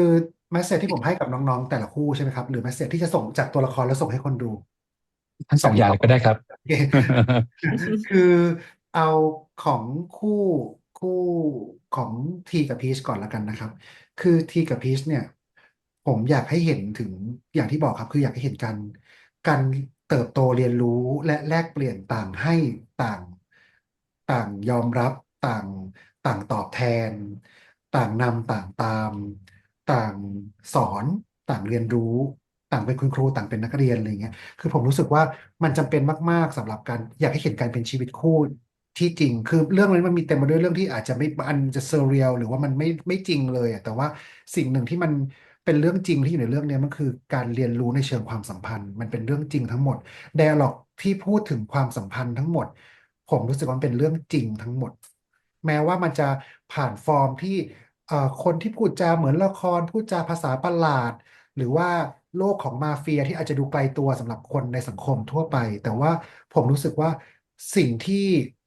ตัวละครต่างๆพูดกันนะมันเป็นเรื่องจริงของคนการที่จะใช้ชีวิตอยู่ร่วมกันและมันสามารถอะแดปใช้ได้ทั้งกับคนที่เป็นแฟนสามีภรรยาสามีภรรยาหรือว่าแม้กระทั่งเพื่อนหรือว่าคุณครูกับลูกศิษย์ความสัมพันธ์แบบไหนก็ตามอ่ะคือการที่อืมเราต้องหัดเป็นผู้ฟังอะไรอย่างเงี้ย แล้วผมรู้สึกว่าแบบตัวละคร ตัวละครมันฟังกันอ่ะมันเรียนรู้กันมันมีถ้าภาษาคนสมัยใหม่อาจจะเรียกว่าเอมพัตตีอ่ะแต่ถ้าภาษาอืมของมันคือการเอาใจเขามาใส่ใจเราอ่ะมันคือการลองลองนึกแทนอีกคนหนึ่งซิอะไรอย่างเงี้ยซึ่งเป็นอืมสิ่งที่เราเห็นได้ชัดตั้งแต่ในอีพีที่หนึ่งอ่ะคือไม่เอาอยากกลับไปกินข้าวที่บ้านไม่เป็นไรครับไม่ต้องไม่ต้องคุณบอกว่า6 เดือนก็6 เดือนไม่ต้องทำเพื่อกันขนาดนี้เลย คือมันมีการคิดแทนอีกฝั่งหนึ่งซึ่งเราไม่รู้หรอกว่าการคิดแทนฝั่งหนึ่งเนี่ยมันจะไปสุดที่ตรงไหนบางคนอาจจะรู้สึกว่านี่คือการฝืนตัวเองเพื่อจะเอาใจอีกฝ่ายหรือเปล่าอะไรเงี้ยแต่ผมว่าการที่พยายามคิดถึงใจอีกฝ่ายหนึ่งบ้างอ่ะมันทำให้คอน FLICT อ่ะมันน้อยลงอะแล้วการทำให้แอดชัวว่าฉันจะอยู่ตรงนี้ข้างๆเธออะมันมันมันมันสตรองขึ้นมันเห็นชัดขึ้นแล้วมันเชื่อมั่นมากขึ้น คนเราเมื่อมีอีกคนหนึ่งอยู่อ่ะมันจะทำให้สัมผัสได้ง่ายขึ้นมากว่าเราพร้อมจะสู้กับอะไรอย่างเงี้ยนี่คือสิ่งที่อืมที่เจอคือพี่บอกว่าชีวิตของภูวินเนี่ยจะต้องเปลี่ยนโหมดมากๆในการเล่นมีสติหน่อยคุณทีกับลูกพีชเพราะว่าอันที่นั้นมันจะเต็มไปด้วยความไม่เข้าใจฮะอะไรนะอะไรของมึงเนี่ยอะไรเงี้ยอืมแต่เนี่ยอืมจะกลายเป็นมันจะเหมือนมันรู้ไปหมดมันเป็นไปได้ อืมหรือตัวละครพูดใน EP 3ด้วยซ้ำว่าผมรู้ว่าคุณทำได้คุณทำได้ทุกอย่างอยู่แล้วอะไรอย่างเงี้ยผมรู้ผมมันไม่มีอะไรแบบบียอนความคาดหวังของผมอยู่แล้วอะไรเงี้ยแต่ว่ามันรู้นะว่าแต่ละคนนะเป็นยังไงมันรู้ว่าตอนนี้จังหวะเนี้ยมันจะโดนหอมแก้มมันรู้นะว่าจังหวะนี้มันจะโดนกระตุกกางเกงอะไรอย่างเงี้ยคือคือมันรู้จังหวะของกันและกันไปหมดแล้วไม่ใช่แค่เรื่องของการแสดงความรักนะครับแต่มันคือรู้เลยว่าถ้าเป็นเรื่องเนี้ยเขาต้องเครียดอยู่ ประโยคที่พีชเดินเข้ามาหาทีที่กำลังนั่งเครียดอยู่คนเดียวหลังจากที่เกิดเหตุการณ์ยิงกันที่สุสานพีชพูอืมดว่ากับโทษเองใช่ไหมอืมนั่นแปอืมลว่าเขารู้ว่าคุณทีพีคิดอะไรอืมคุณพีคิดอะไรคิดยังไงอืมโอ้อืมมันคือถ้าไปฟังไดอะล็อกดีๆจะรู้ว่าพีชจะแบบ จะดีเทคอะไรอย่างเงี้ยได้ได้ดีได้ดีมากๆแล้วก็เลยจึงเข้ามาเพื่อปลดปมในขณะเดียวกันทีก็ทำทั้งหมดนี้เพื่อจะปลดปมของลูกพีชเหมือนกันอะไรอย่างเงี้ยก็เลยรู้สึกว่าโอเคการการการเรียนรู้ที่จะอยู่ด้วยกันการเอาใจใส่กันการเอาใจเขามาใส่ใจเราเนี่ยมันช่างเป็นพลังที่ดีเหลือเกินถ้ามันอยู่ในจุดที่บาลานซ์ซึ่งกันและกันหมายถึงว่าให้คนนี้ไม่ได้มีฝ่ายใดฝ่ายหนึ่งให้หรือรับมากเกินไปผมว่าอันนี้คือสิ่งที่บอกกับปอนภูวินก็จะภูวินจะไม่มีหน้าของการแบนคุณทีเท่ากับภาคแรกที่แบบฮะหน้าแบบไม่เห็นด้วยหรือแบบอีหยังวะอะไรของมึงมันจะไม่มีหน้าแบบนั้นเยอะเท่าอ่ะมันมีบ้างที่แบบช่วงที่ปรี๊ดจริงๆเช่นเอ่อเอ่อแบบอะไรนะอะไรอย่างเงี้ยมันคงมีบ้างเพื่อเป็นรักษาคาแรคเตอร์แต่ว่ามันไม่ใช่ค่า default ความสัมพันธ์ของเขาทั้งสองคนแล้วอะไรอย่างเงี้ยนี่คือนี่คือแมสเสจที่อยากจะส่งคนให้คนดูรู้สึกว่าจับมือไว้แล้วไปด้วยกันนะพี่เบิร์ดบอกไว้ ก็เลยมันก็เลยทำให้ผมคิดเพลงนี้ได้ง่ายเพลงประกอบได้ง่ายขึ้นมากๆก็คือว่าเออเพลงก็คือเพลงแรกที่เป็นเพลงสนุกอะครับเพลงอ่ามีเธอดีกว่าคือมันคือแบบเออมันอยู่คนเดียวมันก็ดีอะแต่มันมีเธอแล้วมันดีกว่ามันต้องอืมต้องมีอีกคนหนึ่งอะมันต้องทำให้เรารู้สึกดีขึ้นดีกว่าอยู่คนเดียวอะมันต้องรู้สึกแบบเนี้ยผมอยากให้เขารู้สึกเนี้ยทั้งเรื่องเลยว่า การมีเธออยู่มันดีกว่าการอยู่คนเดียวจริงๆอะไรอย่างเงี้ยนี่คือคู่แรกครับส่วนคู่ที่สองโรโมโอ้คู่นี้จะอาจจะมีคนเขิน ไม่ใช่ผมคนเดียวด้วยนะคุณเอกนะเราแยกกันเราไม่แย่งกันก็คือผมก็จะเป็นโรมไปแล้วด็อกเตอร์เขาจะเป็นโมกไปแย่งกัน อืมนะของผมนี้เอสวิลเลียมไม่เป็นวิลเลียมเอส ด็อกเตอร์คือเอคืออโลโมกเนี่ยคือจริงๆแล้วว่าผมเป็นตัวละครที่ต้องบอกว่าเป็นละครที่มีคอน FLICT ที่เป็นความขัดแย้งที่เห็นชัดที่สุดเพราะว่าเพราะว่าคนหนึ่งได้ได้ไปทำการทำร้ายน้ำใจหัวใจของคนคนหนึ่งไปใน EP ที่ 2ใช่ไหมครับรู้สึกว่าโอ โอเคแต่เรามีอันเนี้ยไม่ได้เพื่อว่าจะให้ตัวละครเข้ามาโกรธกันทะเลาะกันหรือจะหาว่าจะดีกันยังไงแต่เรารู้สึกว่าเรามีเพื่อให้ตัวละครของโรมอะได้เรียนรู้ อืมแล้วก็มันมีส่งผลต่อการเรียนรู้ของทีกับพีชด้วยอืมคือเรื่องการขึ้นเป็นผู้นำอาร์เซนีเนี่ยมันมีผลต่อเส้นเรื่องของทีพีชด้วยตอนนี้ปมหนึ่งที่ผมว่า3 EPมาเรียงไม่ได้พูดถึงเนี่ยก็คือว่าพีชจะรู้สึกไหมว่าเขาคือตัวถ่วงหรือตัวฉุดให้ทีเอ่อ ไม่ได้ขึ้นตามไม่ได้ขึ้นหอืมรือเปล่าอะไรอย่างเงี้ยมันมีสิ่งที่ตัวละครยังต้องมีสิ่งที่ค้างคาอยู่แต่กลับมาที่โลโมกคิดว่าโลโมกอ่ะอยู่ในจุดที่รู้ใจกันรู้ทันกันแต่ไม่พูดกันออกมาตรงอืมๆซึ่งมันจะต่างกับคู่แรกที่จะบอกเลยว่าอันนี้คุณประหลาดอันนี้คุณเพี้ยนคุณจะทำอย่างนี้ก็ได้เอ้ยลูกพีชพี่อย่างงู้นพี่อยากอย่างนี้คุณทีพูดทุกอย่างที่ต้องการเพราะพูดหมด พีทก็จะห้ามทุกอย่างที่มันไม่ make sense เนี้ยรู้นะว่าอีกคนเป็นยังไงแต่ว่าไม่ได้พูดกันตรงๆอะไรอย่างเงี้ยแล้วเขาก็แต่เขารู้จักกันมาอย่างดีที่จริงแล้วคู่นี้ต้องบอกเลยว่าเขาโตมาด้วยกันนะถ้าจากเส้นเรื่องที่ปูมาเขาเห็นกันมาตั้งแต่เด็กๆอ่ะจริงๆเขารู้กันหมดอ่ะเขารู้ว่าอีกคนหนึ่งเป็นยังไงนั่นยิ่งอาจจะเป็นเหตุผลที่ทำให้ทั้งโมกและโลมอ่ะยิ่งเสียใจกับการกระทำตัดสินใจพูดไปแบบนั้นในEPที่ 2อะไรเงี้ยเพราะว่าเธอรู้จักฉันดีมากอืมๆอยู่แล้วอะอย่างไม่ต้องสงสัยอย่างไม่ต้องถามอีกว่าเธอจะคิดยังไงอ่ะจริงๆแล้วบอลเข้มแข็งมากในทั้งในฐานะเพื่อนในฐานะคนรักในฐานะของเจ้านายลูกน้องอะไรอย่างเงี้ยบอลเขาเข้มแข็งมาตลอดอะไรเงี้ย ผมรู้สึกว่าตัวละครเนี้ยกำลังเป็นตัวละครโดยเฉพาะตัวละครโมกอ่ะคือตัวละครที่กำลังก้าวข้ามกำแพงที่ตัวเองสร้างขึ้นไว้เองคือกำแพงของการที่ตัวเองจะไม่ใช้ใจจะต้องใช้เหตุผลใช้หน้าที่อ่าบทบาทต่างๆมาเป็นตัวกั้นไว้อะไรอย่างเงี้ยผมรู้สึกว่าอืมอันเนี้ยตัวละครจะต้องเรียนรู้ที่จะปลด แล้วก็ก้าวข้ามทั้งสองคนอ่ะต้องปลดและก้าวข้ามได้ให้วันนี้ไม่เป็นใครเลยเป็นแค่รวมกับโมกที่รักกันเท่านั้นเองอะไรอย่างเงี้ยเขาถึงจะมีซีนที่เขาแบบแต่งตัวให้กันถอดเสื้อถ้าเห็นเธอถอดเสื้อแล้วนะฉันเป็นคนแต่อีโมกก็จะใส่เสื้อประจำเลยอีโรมก็จะถอดเสื้อให้ดูอีโมกก็จะใส่เสื้อให้ทุกตลอดอะไรอย่างเงี้ย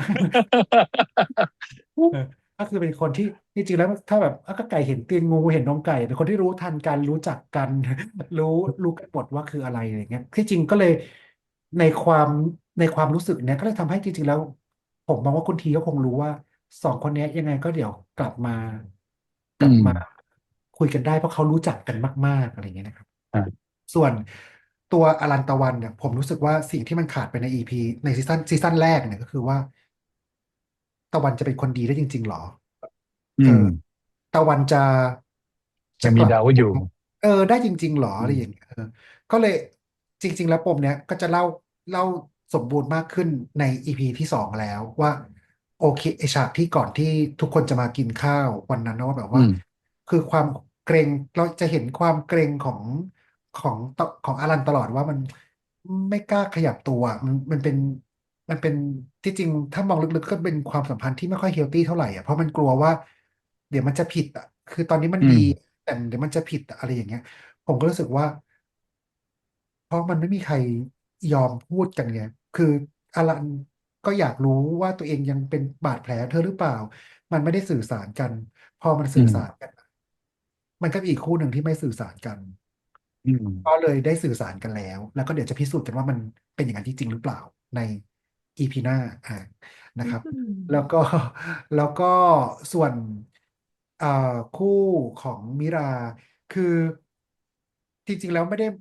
ได้มีมิราเพื่อว่าจะแบบเพื่อจะทำให้มันดูมีเกิร์ลเลิฟเพิ่มขึ้นมา1 เรื่องนะครับแต่ว่ารู้สึกแค่ว่าถ้าถ้าโมกไม่อยู่เพราะโดนไล่ออกเนี่ยตัวละครนี้มันว่างอยู่อะมันต้องมีใครสักคนน่ะที่ที่ไปยืนตำแหน่งนี้ไม่ว่าอาจอืจะไม่ใช่บริมการแต่ต้องเป็นผู้ช่วยอะไรอย่างเงี้ยก็เลยคิดถึงว่าหรือจะเป็นเอมี่อะไรอย่างเงี้ยแล้วก็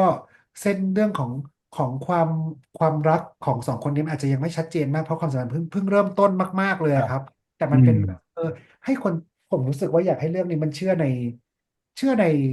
positivity อ่ะผมเป็นคนอืเชื่อใน ม positivity อ่ะผมเป็นคนเชื่อในในความ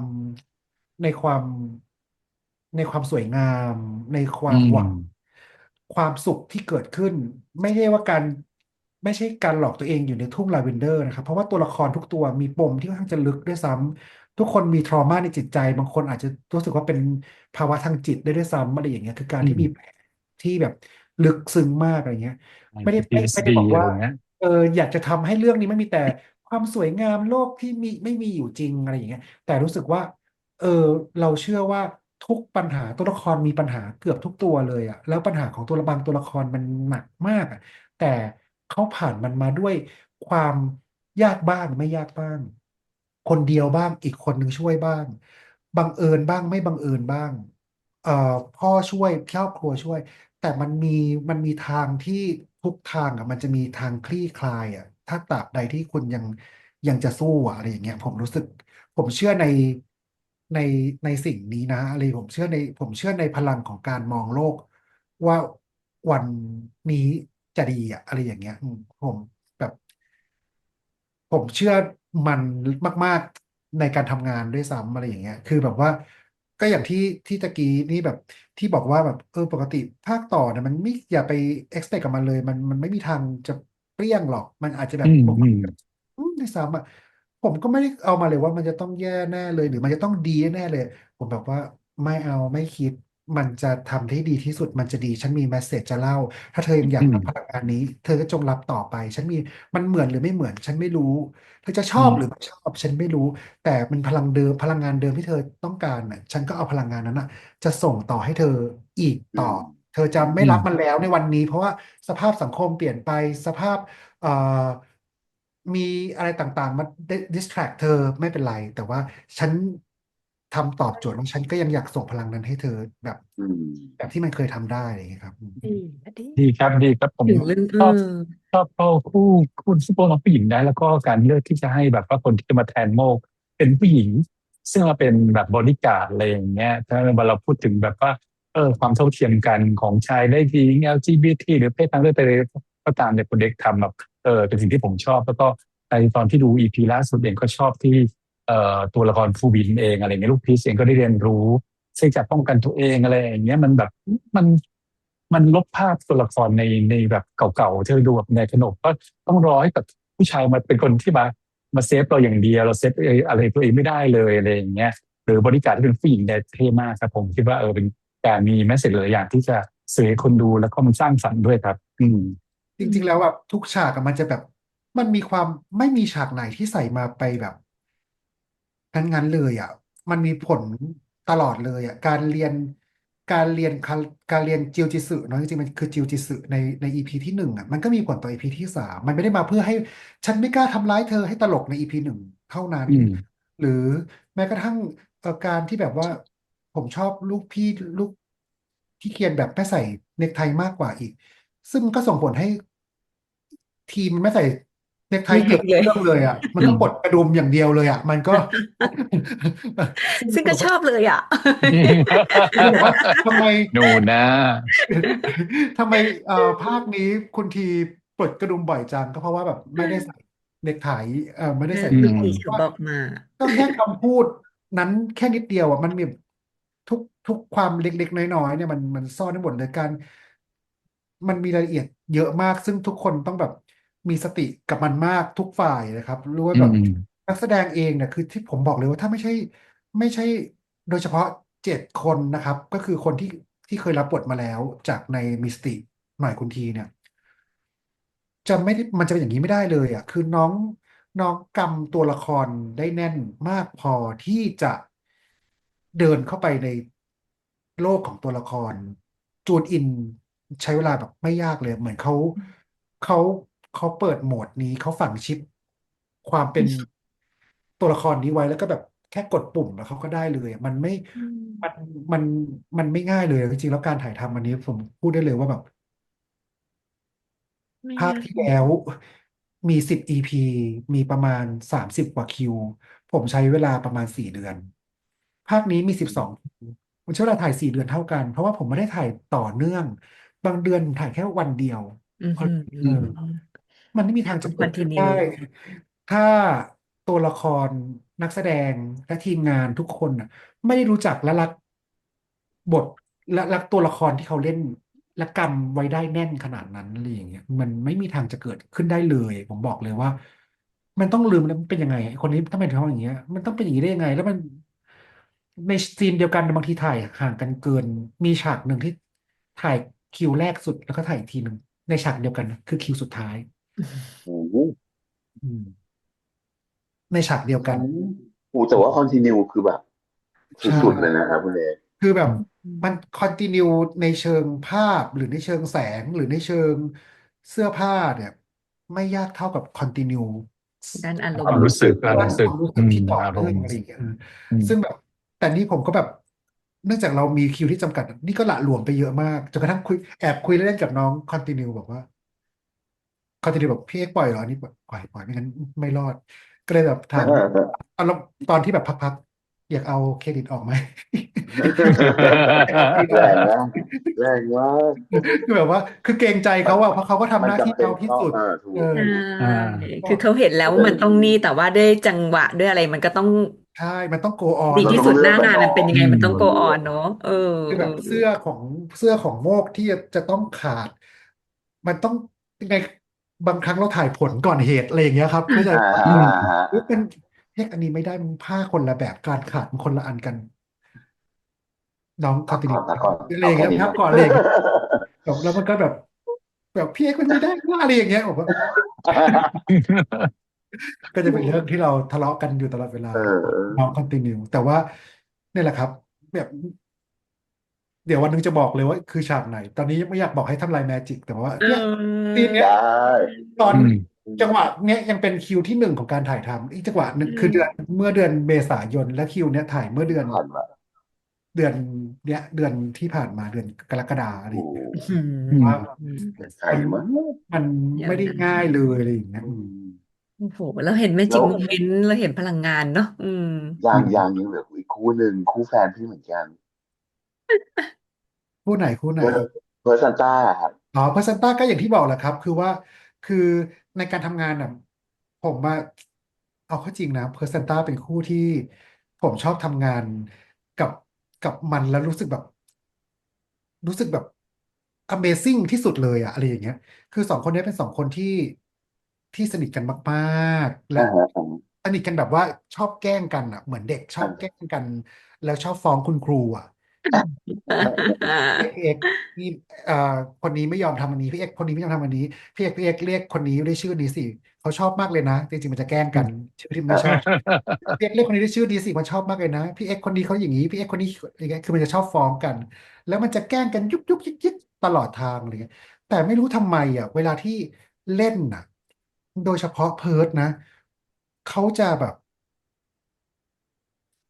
เขาจะทำให้เราลืมคนใน30 วินาทีก่อนหน้าไม่ใช่ถึงหลักนาทีเลยนะ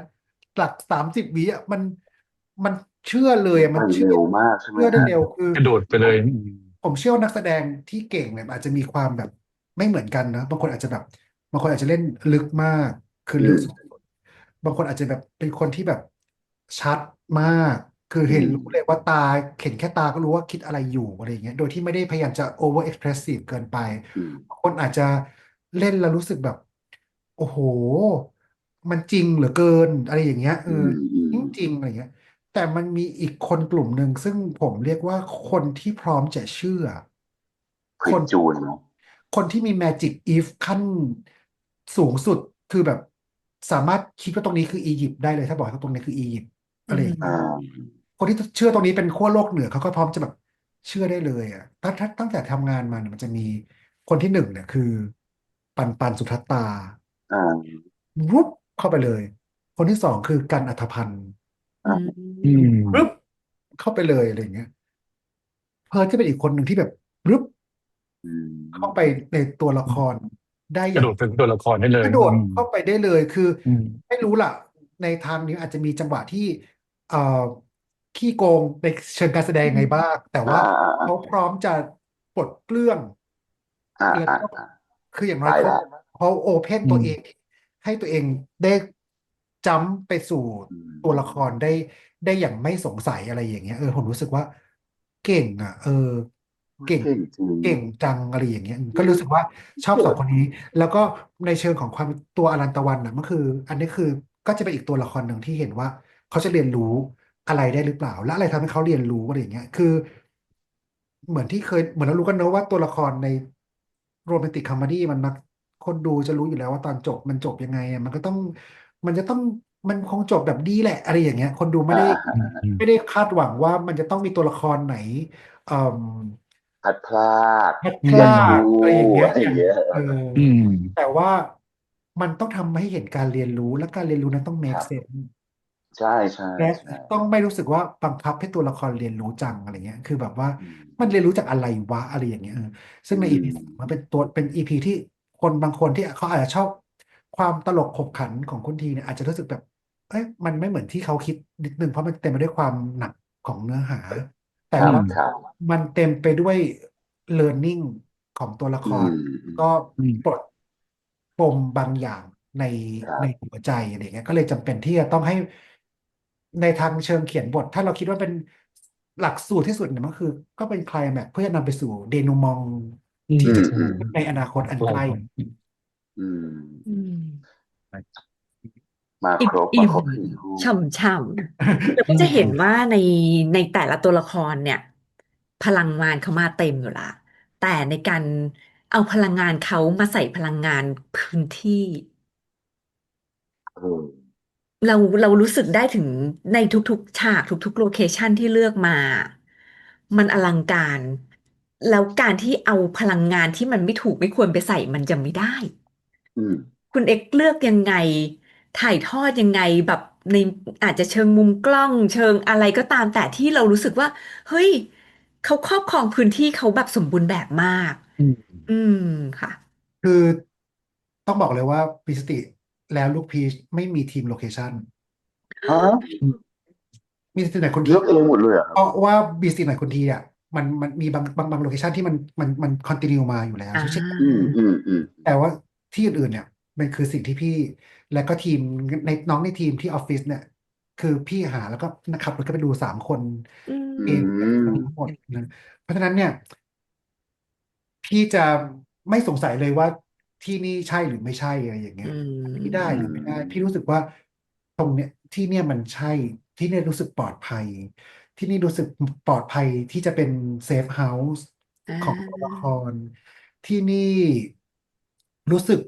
ให้ความรู้สึกที่จะถอดจิตถอดใจคุยกันได้แต่ว่าโลเคชันหนึ่งที่หลายๆคนพูดถึงคือโลเคชันที่เพดานเป็นสระอืมว่ายน้อืมอืมอือืมมำคือจริงๆซีนนั้นเนี่ยคือพี่อ่ะดูโลเคชัน2 ที่ว่าที่ไหนจะเป็นเซฟเฮาส์แล้วพี่ก็ชอบสิ่งหนึ่งในโลเคชันหนึ่งแล้วก็ชอบอีกสิ่งหนึ่งในโลเคชันหนึ่ง ก็คือสองอันเลยเราจะบอกว่าเราไปเราไปที่โลเคชันเพดานสระน้ำเนี่ยเพื่อซีนนั้นซีนเดียวเลยเราไปที่นั่นเพื่อถ่ายซีนนั้นซีนเดียวไม่มีซีนอื่นที่นั่นเลยอะไรเงี้ยเพื่อจะไปอืเอาอันนี้เพราะว่ามผมเลยรู้สึกว่าหนึ่ง มันตอนแรกอะไม่ได้คิดหรอกว่าจะใช้อะไรแต่รู้สึกว่าที่เนี่ยมันให้ความรู้สึกอะไรบางอย่างมันมีความรู้สึกอะไรบางอย่างที่มันไม่เหมือนบ้านปกติของคุณทีแน่ๆมันไม่เหมือนบ้านที่เราดูมาตลอด10 EP มันไม่ใช่บ้านเดียวกันลักษณะสถาปัตยกรรมมันไม่เหมือนกันเลยอะไรอย่างเงี้ยแล้วมันมีอันเนี้ยพี่ก็เลยคิดโจทย์ว่าจะทำอะไรกับเพดานนี้ดี อืมแล้วก็ค่อยๆคิดมาว่าเพราะตัวละครทีเนี่ยมันได้ได้ปลดปล่อยความอ้างว้างอะความโดดเดี่ยวในหัวใจความกลัวอืมอืมกูไม่มีใครแล้วถ้า2 คนนี้รักกันก็เคยคิดเหมือนกันว่าฉันก็คงจะเหลือตัวคนเดียวและไม่มีใครอีกต่อไปแล้วอะไรอย่างเงี้ยพี่รู้สึกว่านี่แหละมันต้องทำอะไรมากกว่าการนั่งคุยแล้วก็แบบตบไหล่กอด อืมก็เลยคิดว่าคิดเถียงกับตัวเองว่ามันเกินลิมิตที่พีชจะทำหรือเปล่าสิ่งที่ขึ้นไปกระโดดน้อืำก็มอืม แล้วก็มาเคาะกระจกบอกภาษาใบ้เนี่ย อืมันมเกินลิมิตที่คนแบบพีชจะทำได้ไหม ซึ่งถ้าเป็นภาคหนึ่งตอบได้เลยว่าไม่มีทางมีซีนนี้ เพราะว่าพีชไม่ทำแน่นอน มันยันมันต้องมันทอยู่ที่ drive ไปได้อืำมมันทำไม่มีคนดูจะไม่เชื่อเลยว่าพีชจะทำอะอะไรอย่างเงี้ยอืมอืมคือต่อให้อาจจะซีนมันจะน่าเติบโตของตัวละรักไงอะ ครมันยังไม่ถึงหรอใช่ กต่อให้ซีนมันจะดูสวยน่ารักมีเสน่ห์ยังไง มันก็เป็นการหลอกฝืนอืมบังยัดคับอะไรเยียดตัดบางอย่างอืมแต่อืมเพราะเรารู้ว่าณเวลาที่ผ่านไปอ่ะพีชเขามองก่อนว่าเขาจะทำยังไงให้ไอ้ผู้ชายที่แกล้งหลับคนเนี้ยหลับตาเพราะไม่อยากนึกถึงเรื่องราวแย่ๆนั้นนะเขาเขาผ่านเขามีรอยยิ้มขึ้นได้บ้างอ่ะผมว่าอืมน่าจะทำพีชเขาน่าจะกล้าทำอะไรก็เลยโอเค รู้สึกว่าเห็นภาพนั้น เห็นภาพ แล้วก็เป็นซีนที่รอคอยการถ่ายทำที่สุด เพราะว่าแบบมันมีความแบบ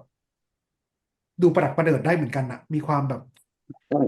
มันจะออกมายังไงวะอะไรอย่างเงี้ยคือแบบมันเป็นซีนที่เสี่ยงอะถ้าพูดตรงๆแล้วตอนที่คิดเสร็จมันซีนที่มันเสี่ยงประมาณนึงอะแต่ว่ารู้สึกว่าแบบ แต่อยากลองทำอยากทำถ้าไม่ดีก็อาจจะไม่ได้ใช้อาจจะแค่มองข้างๆแล้วก็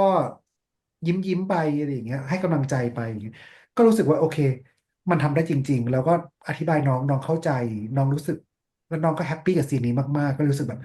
energy นี้ซีนนี้มันเลยดีมากๆไปเลยอือะไรอย่างเงี้ย มคือจริงๆความโชคดีอย่างหนึ่งความไม่ใช่โชคดีความพอใจอย่างหนึ่งก็คือว่าในในในในบทจำนวนหนามากกว่ากว่ากว่าซีรีส์เรื่องอื่นอ่ะบางทีหนึ่งตอนก็จะมีอยู่ประมาณนี้หน้าเนี่ยแต่เรื่องนี้มันเกินไปเยอะมากในแต่ละ EP แล้วเราก็เลือกที่จะไม่ตัดเลยด้วยซ้ำตอนที่เราทำการบ้านคุยกันนะไม่ตัดแล้วก็รู้สึกว่าใน12 คิวที่เรามีอยู่อย่างจำกัดเนี่ยเราถ่ายได้ครบถ้วนอืทุกซีนมที่เราตั้งใจว่ามันควรจะต้องมีอะไม่ได้ตัดซีนไหนไม่ได้ไม่ได้ไม่ได้อดถ่ายซีนไหนเลยอะไรอย่างเงี้ยอือืมก็เลยมรู้สึกว่าพอรู้ว่าคำถามมันต้องมีประมาณว่าชอบซีนไหนเนี่ยก็เลยแบบว่า รักทุกซีนเลยอ่ะแบบมันแบบกว่าจะสู้มากับซีนนี้กับกับความยากกับอะไรอย่างเงี้ยกับความได้ถ่ายแบบโอ้โหแม้กระทั่งซีนที่แบบเพราะอย่างที่บอกไปครับว่าทุกซีนมันมีความหมายหมดเลยอ่ะมันไม่มีซีนไหนที่มาเพื่องั้นเลยอะไรอย่างเงี้ยมันก็เลยแบบแอบแอบรู้สึกนิดนึงแต่ว่ามันมีซีนที่ถ่ายมายาวตัดให้สั้นลงมีบางซีนที่อาจจะถ่ายมาแล้วแบบด้วยจังหวะเพซซิ่งเรื่องมันไม่มีเราจะเล่าเรื่องได้ดีกว่ามันมีแต่อย่างนั้นเราได้ถ่ายมันเราได้เราได้ทำมันครบแล้วเราก็ได้เห็นว่ามันดีหรือไม่ดียังไงแล้วเราก็ปรุงมาให้คนดูอย่างเต็มที่แล้วก็เลยแบบว่าโอ้ยจะมีไหมครับคำถามว่ามีซีนที่ มีจริงๆมี มีคำถามอยู่มีเออมีคำถามที่อยากให้อุตคุณเล็กส่าห์ออกตัวเลือกให้เพื่อไม่ให้อืมมีถามแล้วนะยังจะเออถามไม่เป็นไรไม่ได้ถามเลยไม่ถามไม่ถามข้อนี้แต่ถามอีกแบบหนึ่งอ่อืมาอืมเอาอืมเป็นว่าเพราะว่าอย่างคุณเล็กบอกแล้วว่าแบบมันเลือกไม่ได้เลือกซีนไม่ได้แน่ๆแต่อยากรู้โมเมนต์ที่มีความสุขในการทำงานที่สุดอืมสามโมเมนต์เพราะประเด็นคืออย่างนี้ครับคุณเล็กงานของคุณเอกอะเป็นงานที่ความสุขมันล้นและส่งมาถึงคนดูเลย มันมีความสุขจริงๆ มันมีความสุขจนรู้สึกว่าหุยงานมันต้นเรื่องมันมีความสุขจังเลย เพราะว่าความสุขมันส่งมาถึงเป็นแบบว่าเป็น second message เป็น third message ด้วยซ้ำว่าแบบว่าเฮ้ยนอกเหนือจากสิ่งที่ตัวละครมันส่งมาหาเราแล้วเนี่ยอันเนี้ยคือทั้งเรื่องส่งมาหาเรา เพราะฉะนั้นเนี่ยเชื่อเหลือเกินว่าการทำงานของคุณเอกกับเป็นการทำงานที่ยิ่งได้ฟังแบบยิ่งมั่นใจเลยแหละว่าแบบคุณเอกเป็น positive thinking ที่แบบว่า ไม่คิดเผื่อคิดแค่ว่ามันเต็มที่แล้วมันจะต้องดีแน่ๆอย่างเงี้ยครับซึ่งแน่นอนว่ามันจะต้องมีโมเมนต์ของความสุขในการทำงานมากๆแน่นอนอย่างที่คุณเอกบอกเลือกซีนไม่ได้ขอเลือกเป็นเลือกโมเมนต์โมเมนต์ในการโอเค ทำงานเออ คือผมมีความเชื่อว่าเราจะส่งผ่านความรู้สึกดีๆหรือพลังบวกครับกับคนดูไม่ได้ถ้าในกองไม่มีพลังแบบนั้นอยู่ตั้งผมบอกสิ่งนี้ตั้งแต่ทำเรื่องแบบ Cherry Magic อย่างเงี้ยผมก็จะพูดอย่างนี้กับทีมงานแล้วก็นักแสดงเหมือนกันว่า Cherry Magic เป็นเรื่องที่ส่งพลังบวกเหมือนกันส่งพลังเชื่อความหวังอ่าอะไรอย่างเงี้ยเหมือนกันซึ่งครับเรื่องนี้เหมือนกันผมรู้สึกว่าเราต้องรู้สึก ทุกคนต้องอยากมาทำงานทุกคนต้องอยากมากองทุกความเหน็ดเหนื่อยเมื่อยล้าที่มันเกิดขึ้นจากการทำงานเนี่ยมันเกิดขึ้นแล้วเพราะว่าเป็นเรื่องของฟิสิกอลเนาะมันหลีกเลี่ยงไม่ได้ครับแต่ว่าอย่างนั้นเขาต้องรู้สึกสนุกที่จะมาทำงานรู้สึกอยากจะ อื explore ไปมเรื่อยๆอย่างเงี้ยทุกคนต้องมีความได้ยิ้มได้ดูทุกคนต้องอยากมาดูหน้ามอไม่ว่าจะเกี่ยวกับฉันหรือเปล่าทุกคนก็อยากมาเห็นอะไรอย่างเงี้ยซึ่งมันเกิดโมเมนต์อย่างนั้นเกือบทุกคิวเลยจริงๆนะครับคือความความรู้สึกแบบเนี้ยมันแบบมันมันมีเดี๋ยวผมจะคิดถึงอันที่ผมอาจจะยังไม่ได้เล่าให้ใครฟัง3 โมเมนต์นั้นโมเมนต์โมเมนต์ที่1ก็คงเป็นโมเมนต์ปิดกล้องตอนอืมปิด กำลังจะถามแล้วปิดกล้องหรือเปล่าครับโอ้โหถ้าสมมติว่ามีความสุขและผูกพันขนาดนี้นี่แบบคือแย่เลยวันปิดกล้องเป็นวันที่เรามีอุปสรรคเยอะที่สุดอืมฮะอ่าเพราะว่าเป็นวันที่เราเหลือซีนอยู่จำนวนมากอ่และาถ้าเราทำวางแผนไม่ได้ทำไม่ดีเนี่ยเราจะเป็นต้องตัดซีนครับซึ่งเป็นสิ่งที่พี่ไม่อยากให้เกิดขึ้นไม่ยอม อืม ไม่ไม่มีอ่ะยอมไม่ยออ่ามตั้ง11 คิว12 คิวที่12จะยอมได้ยังไงอือ่มาแต่มันเป็นวันที่เราถ่ายที่โลเคชันเนี่ยไม่มีอินดอร์เลย อ้าวโอ้โหอืมแล้วกรุงเทพและปริมณฑลอยู่ในช่วงที่พายุเข้าอืมไม่ใช่ฝนตกอะพายุแบบล่มจริงอ่าฮะเราต้องถือทุกคนต้องถือล่มกันถือเต็นท์ลมสนาม เอาไว้เหมือนกับเรื่องอัพอะเรารู้สึกว่ามันจะลอยอะ เหมือนเราเป็นปู่อัพเป็นแล้วก็แบบว่าเรากำลังจะลอยขึ้นไปคือแล้วโลเคชันอะก็ไม่สามารถจะเกินเวลาไปจากที่เราคุยได้ด้วยอืแล้วฝครับนตกนานมากกว่า3 ชั่วโมงอะตกอย่างนั้นมตกไปเรื่อยๆตกแบบไม่มีทีท่าจะหยุดอะทุกคนก็ดูแมปดูแอปทุกอย่างที่จะประมวลว่ามันกี่นาทีเสร็จ5 นาทีจบไหม10 นาที20 นาทีไม่มีอะไรจริงเลยอะคือแบบไปเรื่อยๆอย่างเงี้ยอุตุประเทศไทย ใช่ที่โมเมนต์ที่รู้สึกคือทุกคนอ่ะเครียดหมดและครับทุกคนก็จะคิดว่าพี่อ่ะเครียดอยู่ซึ่งพี่ถามว่าเครียดอยู่ไหมพี่ก็ใช้ความคิดอยู่จริงๆว่าพี่จะจัดการอย่างยังไรไงอืมเพราะว่ามันไม่มีโลเคชั่นอันใกล้ที่พี่จะ move ไปได้แต่ว่าวันนั้นเนี่ยคำพูดของวิลเลียมครับเออ อืมคือวิลเลียมอ่ะมันมันไม่ได้พูดอะไรซึ้งๆหรอกครับคือจริงๆแล้วมันแบบถ่ายตั้งนานแล้ววิลเลียมก็ได้ยินมาว่าเราเกินเวลาไม่ได้ด้วยยังไงก็ต้องจบที่เวลา5 ทุ่มอะไรอย่างเงี้ยเราจะเกินเวลาไม่ได้ทั้งที่ตอนนั้นอ่ะ4 ทุ่มแล้วอ่ะแต่เราเหลยอีก4 ซีนอ่ะซึ่งเป็นไปอืไม่ได้เลยให้เราถ่ายมใน5 ทุ่มอะไรอย่างเงี้ยอืมวิลเลียมเดินเข้ามาบอกว่าเขาจะไม่ให้เลยเหรอผมคุยให้ไหมผมอยากถ่ายผมไม่อยากตัดอันไหนเลยอุ้ยอืมอืมซึ่งเรารู้สึกแบบโอ้โหแบบ ไปอันนั้นไปถ่ายกันอะไรอย่างเงี้ย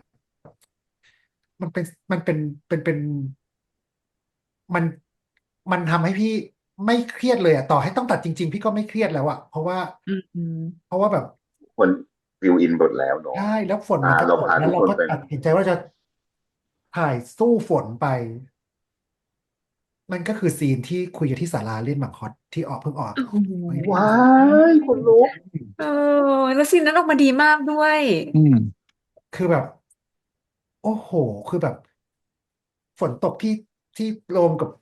ครับ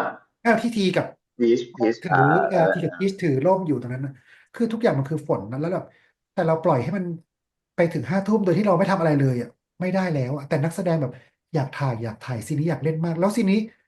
พี่เองก็รู้สึกว่ามันตัดซีนนี้ไม่ได้เลยเพราะมันคือการใช่ปโอ้โหมในใจของพี่และน้องอือืมมคลายเลยถ้าไม่มีตัวคลายซีนนี้ซีนหมูกระทะก็มีไม่ได้อะไรอย่างเงี้ยอืคือแบบมมันไปต่อไม่ได้แล้วผมว่าเออมันเหมือนแบบแล้วแบบ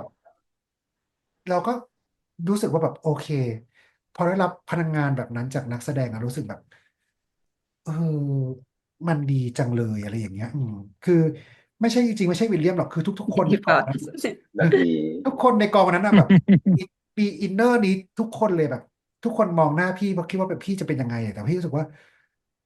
มันจะแต่พี่รู้อยู่แล้วว่ามันจะได้อะ อืมพี่รู้อยู่แล้วมันจะได้แต่มันจะได้แบบไหนไม่รู้แหละแต่มันจะได้พี่จะได้ถ่ายครบพี่รู้มันมันจะได้มายังไงเดี๋ยวค่อยว่ากันเออต้องได้แน่เย่เอออืมนี่คือโมเมนต์ที่หนึ่ง ครับ โมเมนต์ที่สองคือเดี๋ยวขอคิดก่อนนะได้ครับโมเมนต์ที่สองคือ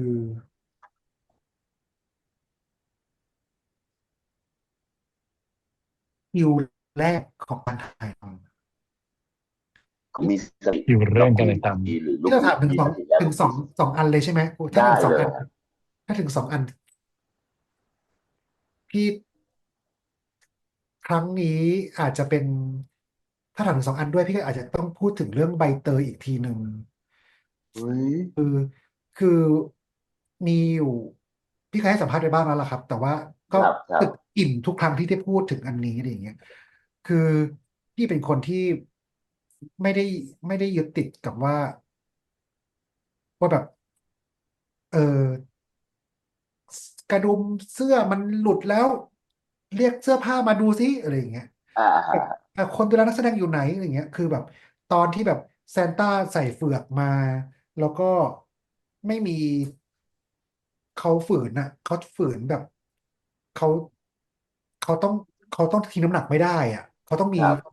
ขายคอืมองที่พออืมพี่ก็เลยเอาตัวไปให้เขาแบบให้เขาวางเอาอ่ะไว้ก่อนเออคือพี่รู้สึกว่าอะไรก็ได้ทำให้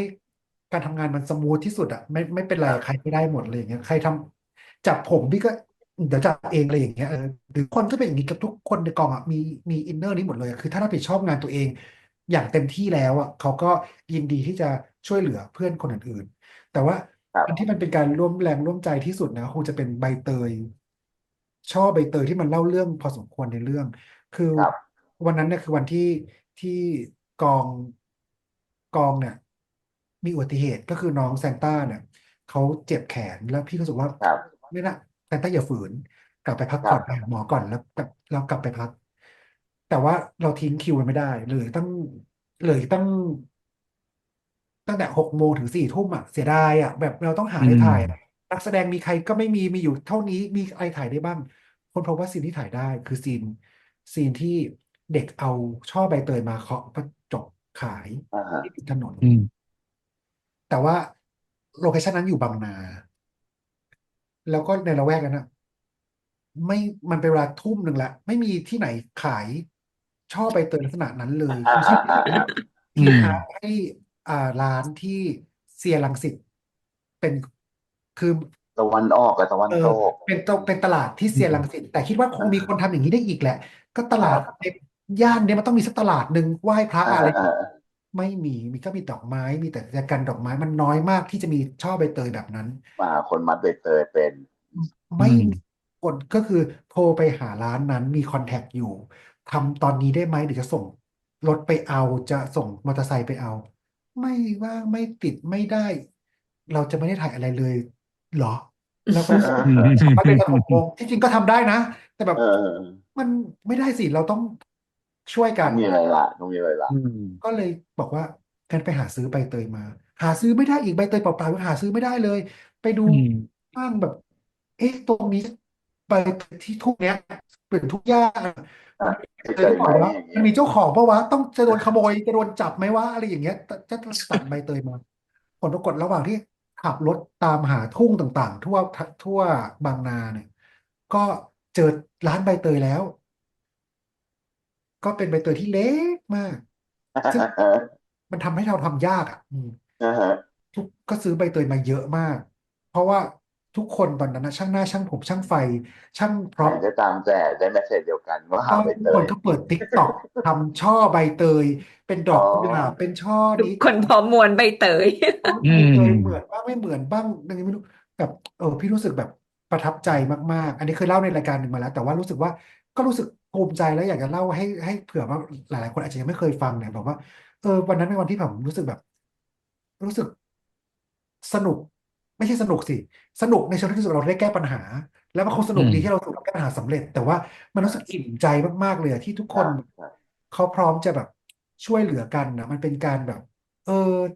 มันเป็นช่อใบเตยที่มีความหมายสำหรับพี่มากในซีนโอ้จในริงซีนนั้น ๆมันเป็นช่วงใบเตยที่มันมีลมหายใจเดียวกันของคนทั้งอืกองอ่ะผมจว่าริงๆเลยอืมใช้คำนั้นได้เลยโอ้โหขอบคุณมากเรียกวลีนี้ได้ดีมากเลยอะ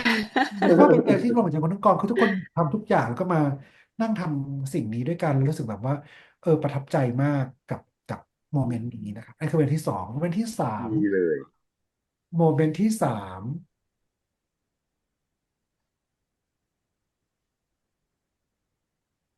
ตะกี้มีมีครบแล้วนี่ อ๋อโมเมนต์ที่ยังโมเมนต์ที่สามก็คือเป็นโมเมนต์ของการเปิดกล้องมีสติแล้วลูกพีชว่าคิวอ่าฮะอืมคือเนื่องจากพอมีสติแล้วลูกพีชคิวแรกเราถ่ายทำกันโลเคชันที่เป็นในเรื่องคือร้านอาหารอิตาเลียนที่เป็นที่จัดงาน after wedding อะนะครับอืมซึ่งผมรู้สึกว่าทุกคนมากองด้วย energy ของความคิดถึงอือืมก็มาทั้งสี่คู่ด้วยแบบมวันนั้นคือมีมากัน after วันนั้นคือมากันเกือบครบเนาะอ่อืมาไม่มีวิลเลียมเพราะว่าวิลเลียมไม่ได้มาใช่ใช่ด้วยอะไรอย่างเงี้ยคือขาดคู่ขอโทษครับเออแต่ว่าแต่ว่ามันแบบไอ้พอวินมากองแล้วแบบเอ้ยแบบมาแล้วเจอคนนั้นคนนี้พี่เป็นไงบ้างคือบางคนก็ไม่ได้เจอกันมานานแบบพี่ที่เป็นทีมอาร์ตพี่ที่เป็นทีมเสื้อผ้าแล้วทุกคนมันแบบว่ามันเหมือนแบบมันเหมือนงานรียูเนียนมันเหมือนงานคือพี่กับน้องเนี่ยเจอกันเอเรื่อยๆเพราะคืนเราอยู่ สู่เหย้าคืนสู่บริษัทเหย้าเดียวกันอืมเราก็จะเจอกันบ่อยๆทักทายกันอืมอืมอ่านบทมาติวมาเวิร์กช็อปมาพูดอาจจะไม่ได้เวิร์กช็อปแต่แค่พูดคุยกับบทนิดหน่อยแต่ว่าครับกับทีมงานคนอื่นอ่ะว่ามันแบบมันเป็นมวลที่ดีอ่ะทุกคนมันแบบพี่ยังไงบ้างอ๋อโว้พี่โพดเป็นไงบ้างน้องทุกคนมาแล้วมันมาเอเนจีของความสุขอะคือเหมือนทุกคนพกความสุขมาแบบมาล้นเลยอ่ะมาเพื่อจะมา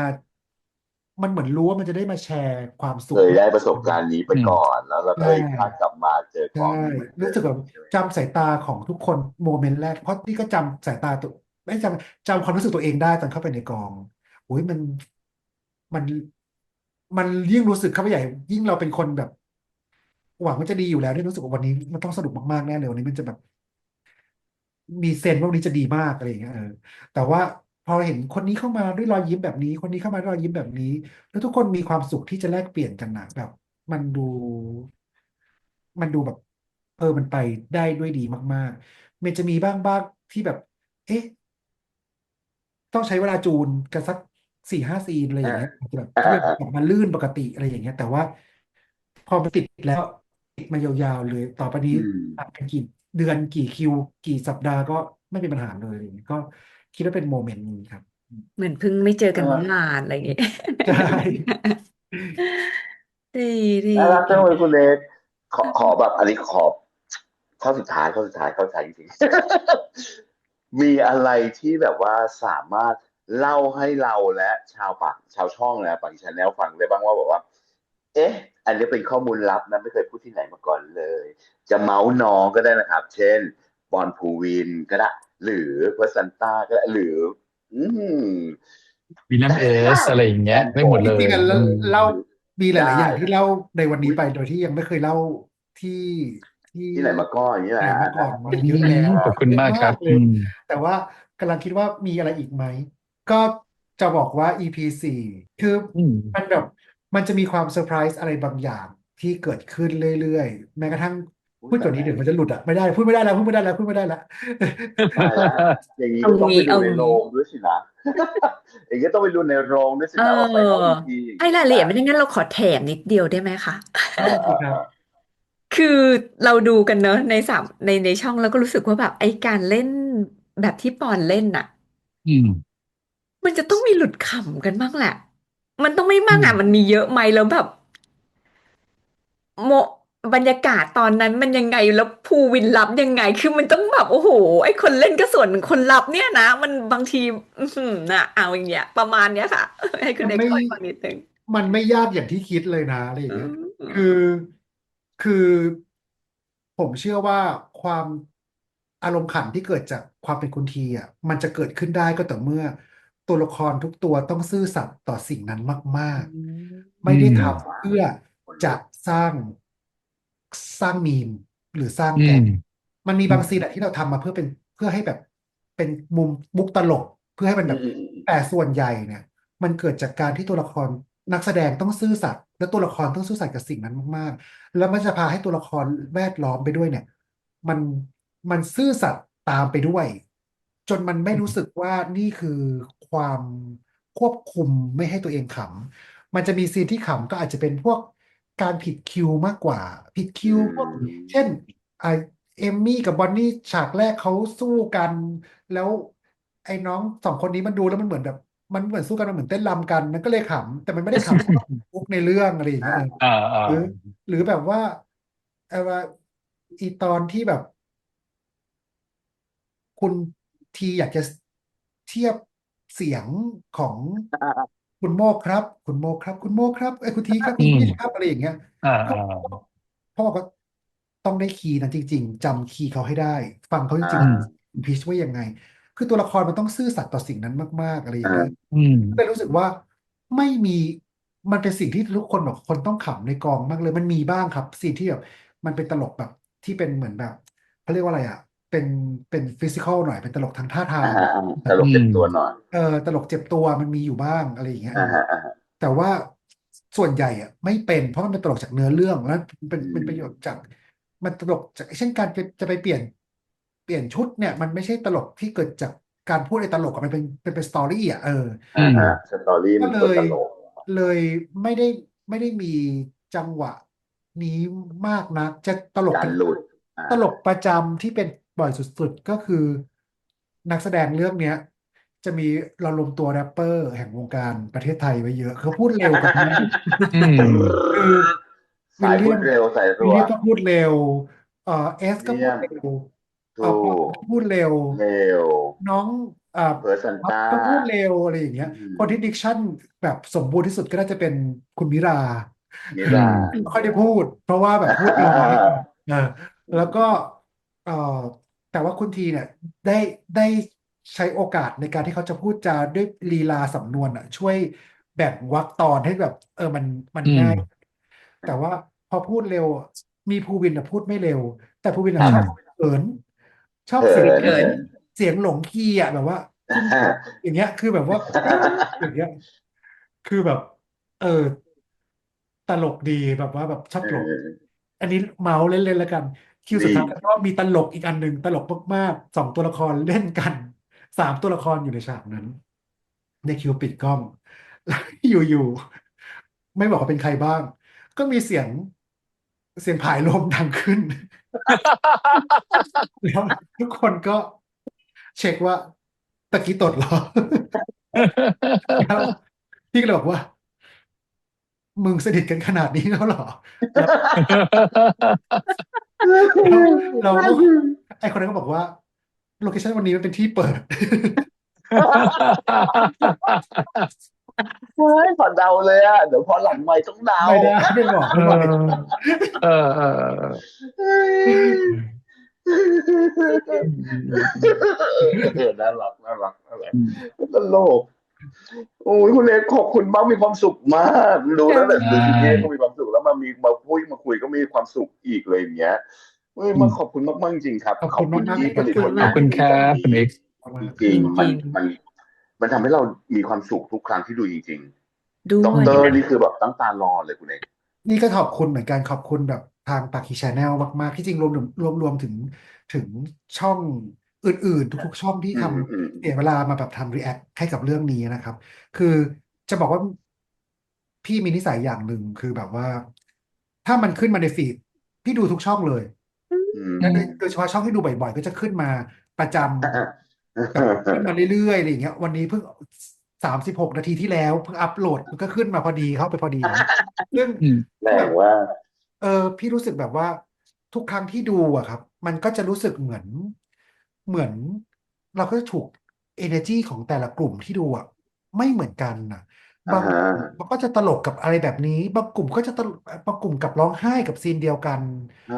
กลุ่มมกับรู้สึกลุ่มลึกกับสิ่งนี้บางอืมบางกลุ่มดีเทคได้บางกลุ่มไม่ดีเทคแต่ไปสอืมนุกกับอีกแบบหนึ่งซึ่งมันทำให้พี่อ่ะแบบรู้สึกเลยว่าแล้วเขาที่พี่บอกว่าถ้าจะถามว่ามีภาคต่อของคุณทีเนี่ย แต่ละคำตอบของแต่ละคนไม่เหมือนกันเพราะว่าทุกครั้งที่พี่ดู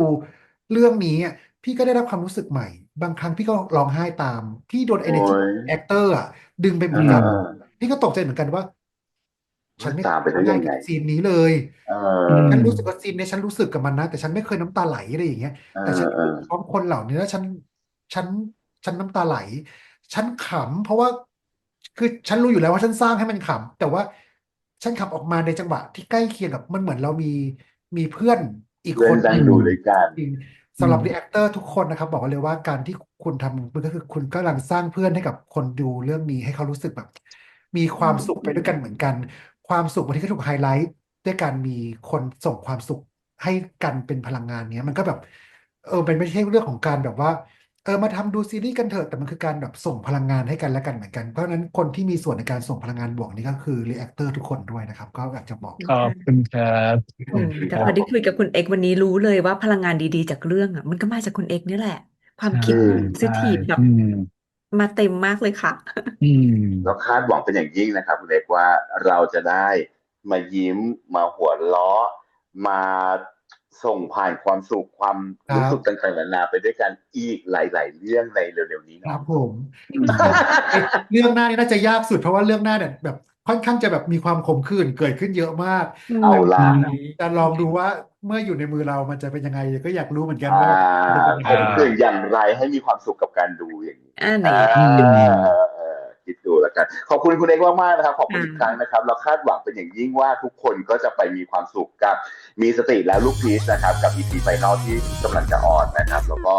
หวังว่าจะติดตามผลงานของคุณเอกและฝากชาแนลเช่นกันนะครับวันนี้พวกเรา4 คนต้องขอบคุณทุกคนมากๆนะครับสำหรับการติดตามนะครับเจอกันกับคลิปหน้าจะเป็นคอนเทนต์อะไรติดตามกันนะครับวันนี้ไปก่อนนะครับขอบคุณด้วยนะครับคุณเอกครับขอบคุณทุกคนด้วยนะครับสวัสดีครั ขอบคุณมาก บ ครับ สวัสดี ขอบคุณ ค่ะ